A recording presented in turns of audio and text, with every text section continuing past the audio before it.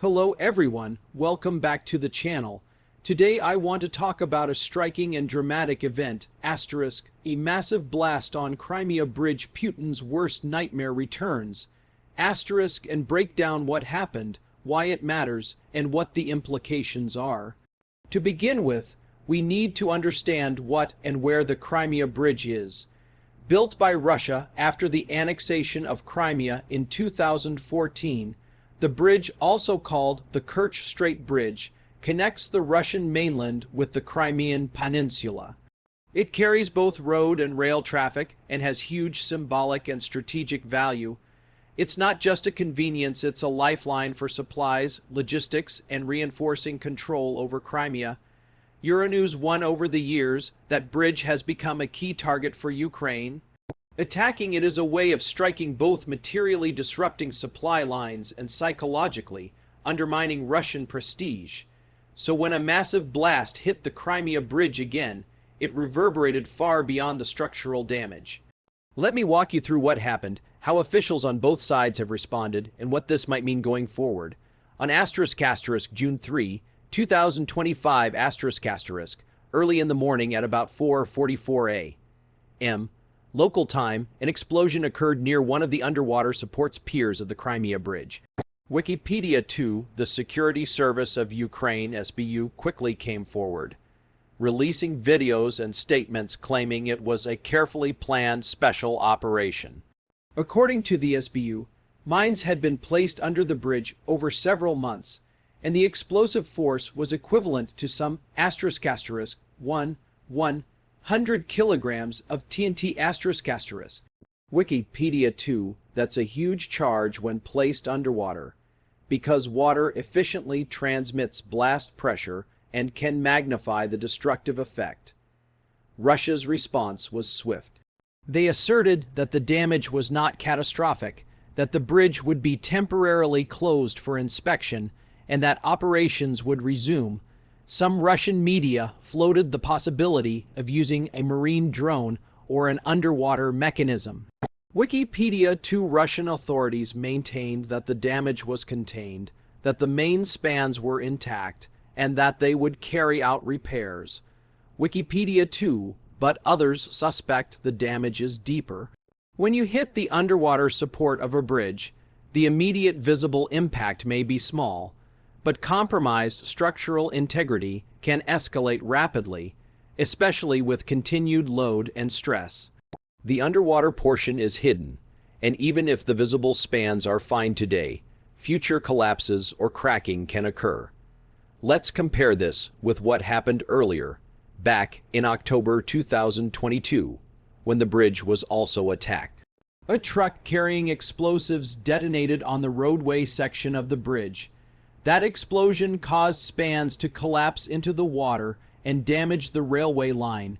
Wikipedia 3, the damage was visible and dramatic, and Russia scrambled to restore traffic.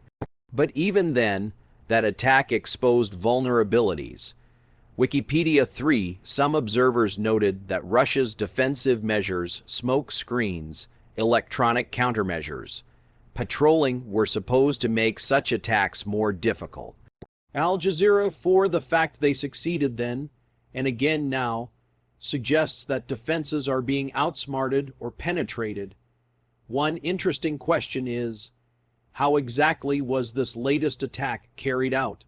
The SBU claims underwater mining over months, meaning an operation with patience, stealth, and intelligence. That is different from a truck bomb or aerial strike. The underwater medium is harder to detect, harder to defend. But of course, Russia has denied catastrophic damage and tried to control the narrative. Independent verification is sparse. Satellite imagery can help, but underwater damage is tough to confirm visually. Wikipedia 2 in the past, Russia tried to attribute such attacks to sabotage by trucks, or claimed that scans showed suspicious vehicles, but fact-checking efforts exposed flaws. For example, in the 2022 attack, Russian claims of an X-ray of a truck were undermined by discrepancies in number of axles and wheel positions. Telegraph India 5 similarly, Theories that a small boat was used under the bridge were put forward, but experts found no decisive evidence of a boat in the surveillance footage. DW News 6, so there's been a lot of misinformation, conflicting claims, and difficulty in verifying the mechanics of these attacks. Now, beyond the what happened and how, let's discuss why this matters, the strategic, political, and psychological stakes. First, there's the military logistics angle. The bridge is a major supply route for Russian forces in southern Ukraine. Disrupting it means forcing Russia to reroute supplies via longer, riskier paths by sea or over less secure land routes. That increases cost, time, and vulnerability. Euronews 1, even if the bridge is eventually repaired, the disruption can slow momentum and create windows of opportunity. Second, there's the symbolic blow. The bridge is not just infrastructure, it's a symbol of Russia's claim to Crimea and of Putin's prestige. He personally inaugurated it, and its construction was overseen by a close associate. Striking it chips away at the narrative of invulnerability. Euronews 1, the more frequently it's struck, the more Russians might start questioning security competence. Third, the psychological effect on morale. For Ukraine and its supporters, each successful attack is a victory, a sign of capability and resolve. For Russia, each attack is a blemish, a reminder that even fortified, symbols can be weakened. Fourth, the risk of escalation. Such striking of high-value infrastructure risks provoking a harsh retaliation. Russia may feel compelled to respond in kind, target Ukrainian infrastructure, escalate military pressure, or use stronger force. The danger is that the conflict margins grow and civilian populations suffer more. Fifth, engineering and repair strategy. Repairing a bridge is one thing, repairing underwater supports is another. The hidden damage might remain even if superficial repairs are made. That means Russia will have to inspect, reinforce, maybe partly rebuild at significant cost and time. Meanwhile, any future attacks could exploit the same weaknesses before full resilience is restored. Let's also think about the narrative battle. Russia has called these attacks terrorist acts, vowing retaliation and promising investigations. Putin claimed unequivocally that Ukrainian special services were behind the operation and described it as an attempt to destroy critical infrastructure. Al Jazeera 7, meanwhile, Ukraine portrays it as a legitimate military operation targeting a military/logistic asset under occupation. Each side wants the moral high ground. On the information front, misinformation and propaganda will play a huge role. Images, videos, drone footage, these are filtered, edited, spun. Some videos going around are misattributed or predate the events. Fact: checkers in previous bridge incidents identified manipulated videos and misused images.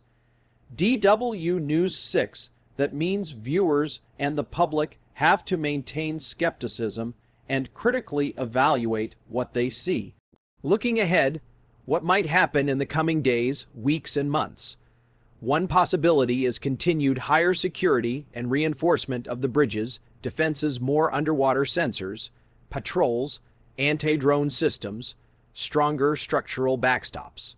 Russia may also try to harden multiple alternative supply routes to reduce dependence on just that bridge. Another possibility is more attacks. Once a vulnerability is proven, adversaries tend to exploit it repeatedly. If Ukraine sees this as a successful blueprint, more underwater operations or sabotage might follow. Alternatively, Russia may react by intensifying strikes in Ukrainian territory, targeting infrastructure to offset symbolic damage. Or they may accelerate offensive operations to regain momentum before more strategic damage accumulates. In a broader sense, this episode reinforces that in modern warfare, control over key infrastructure is a central battleground. Attackers with patience, intelligence, and stealth can bring down symbolic giants if defense is incomplete or overconfident. So, to wrap up, the massive blast on Crimea Bridge is a potent reminder of how infrastructure is both strength and vulnerability. The 2025 explosion by targeting underwater supports raises the technical bar and the stakes. The strategic disruption, symbolic blow, political messaging, and future repair challenges all combine to make this much more than just another bombing. Putin's worst nightmare that his grand bridge might be undermined, literally and figuratively, has re-emerged. Thanks for listening. If you enjoyed this breakdown, let me know your thoughts in the comments. What you think is real or exaggerated? What will Russia do next? And what this means for the conflict at large? Don't forget to like, subscribe, and hit the bell so you catch every video as events continue to unfold.